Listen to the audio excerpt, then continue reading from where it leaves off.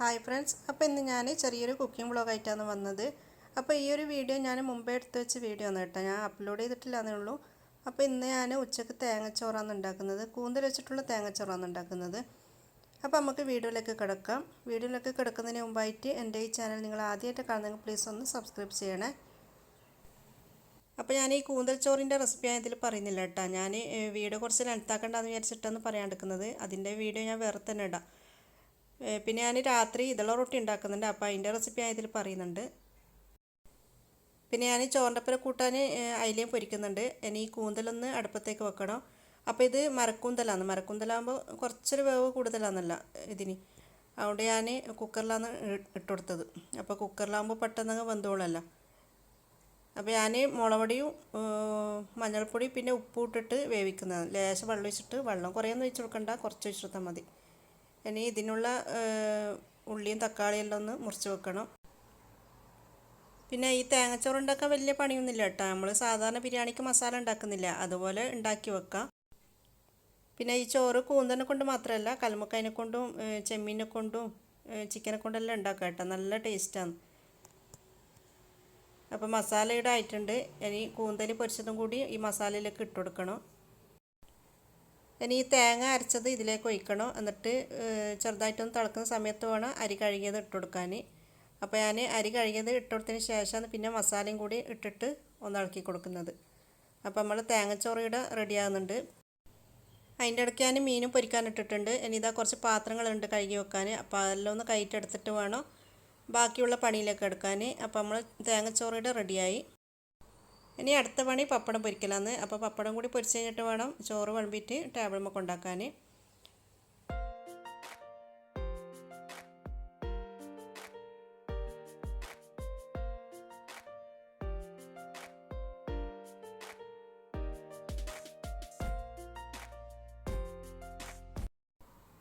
അങ്ങനെ നമ്മളെല്ലാവരും ചോറ് നല്ല കഴിഞ്ഞതിന് ശേഷം പിന്നെ ഞാൻ വൈകുന്നേരം എന്തെങ്കിലും സ്നാക്ക് ഉണ്ടാക്കാമെന്ന് വിചാരിച്ചത്. അപ്പോൾ ഞാൻ ഉണ്ടാക്കുന്നത് ഒരു സോസേജ് വെച്ചിട്ടുള്ളൊരു സ്നാക്കാണ്.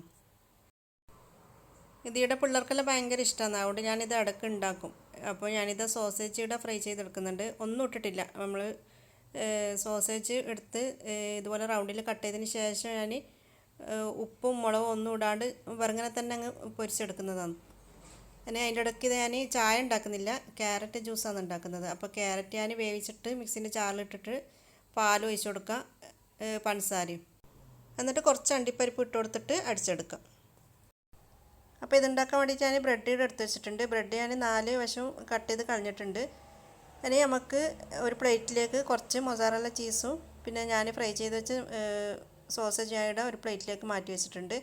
എന്നിട്ട് ഈ ബ്രെഡ് ചെറുങ്ങനൊന്ന് വെള്ളത്തിൽ മുക്കിയിട്ട് കൈമേലൊന്ന് പരത്തിയെടുക്കുക. എന്നിട്ട് അതിലേക്ക് ചീസും പിന്നെ സോസേജും ഇട്ടിട്ട് ഇതുപോലെ ഒന്ന് ബോളാക്കിയെടുക്കാം. നല്ല ടേസ്റ്റാണ് ഈ ഒരു സ്നാക്ക്. വലിയാൾക്കും ഇഷ്ടപ്പെടും, അതുപോലെ തന്നെ മക്കൾക്കും ഇഷ്ടപ്പെടും. പെട്ടെന്ന് തന്നെ ഉണ്ടാക്കാനും പറ്റുന്നൊരു സ്നാക്കാണ്. ഇനി നിങ്ങൾക്ക് സോസേജിൽ മുളകൊടിയോ അല്ലെങ്കിൽ ഗരം മസാലപ്പൊടി അങ്ങനെ ഇട്ടിട്ട് അങ്ങനെ ഫ്രൈ ചെയ്തെടുക്കാം കേട്ടോ.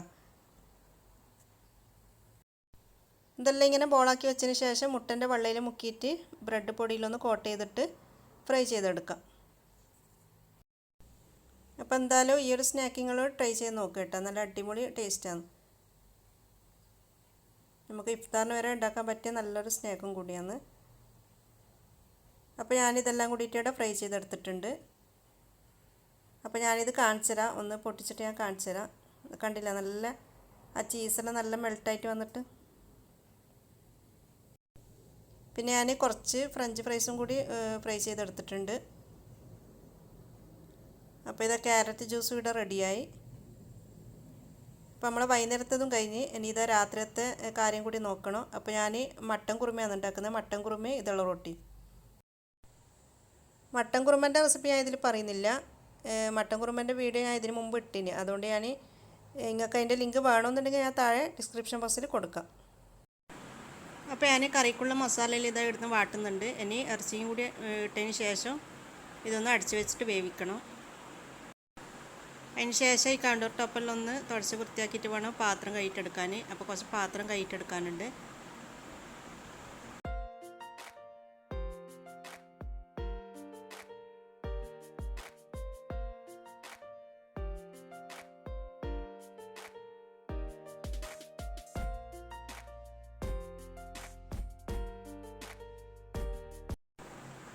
അങ്ങനെ എൻ്റെ പാത്രം കഴുകലും കഴിഞ്ഞതിന് ശേഷം പിന്നെ ഞാൻ ഇതള റൊട്ടിൻ്റെ പണിയിലേക്ക് കടന്നത്.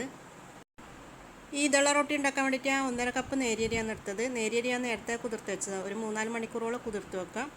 എന്നിട്ട് ഒരു പിടി ചോറ് ഇട്ട് കൊടുക്കാം.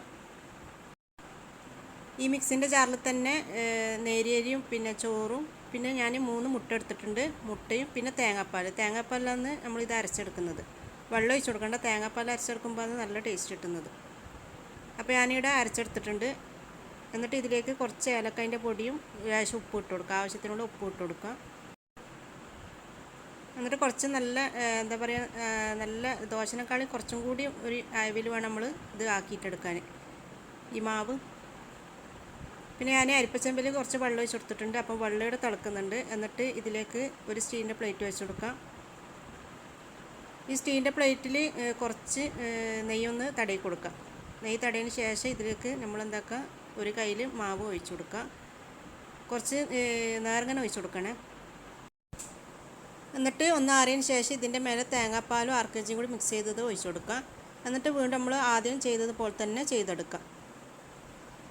അപ്പോൾ ഞാൻ ഇതിലേക്ക് മാവ് ഒഴിച്ച് കൊടുത്തിട്ടുണ്ട്. എന്നിട്ട് വീണ്ടും ഇതുപോലെ ആറിയതിന് ശേഷം തേങ്ങാപ്പാലും ആർക്കഞ്ചിയും മിക്സ് ചെയ്തത് ഒഴിച്ച് കൊടുക്കുക. എന്നിട്ട് എത്ര ലെയറാണോ വേണ്ടത് അതനുസരിച്ചിട്ട് മാവ് ഒഴിച്ച് കൊടുത്തിട്ട് ഫുള്ളായിട്ടൊന്ന് വേവിച്ചെടുക്കാം. ഞാനിപ്പോൾ 5 അല്ലെങ്കിൽ 6 ലെയർ അത്രേ ആക്കിയിട്ട് എടുക്കുന്നുള്ളൂ. അപ്പോൾ എന്തായാലും നിങ്ങളൊന്ന് ട്രൈ ചെയ്ത് നോക്കട്ടെ ഈ ഒരു ഇതള റൊട്ടി. അതിൻ്റെ ഇടയ്ക്ക് എൻ്റെ മട്ടൻ കുറുമയുടെ റെഡി ആയിട്ടുണ്ട്. നല്ല അടിപൊളി ടേസ്റ്റ്, നല്ലൊരു കോമ്പിനേഷനാണ് ഇതള റൊട്ടിയും പിന്നെ അതുപോലെ തന്നെ മട്ടൻ കുറുമയും.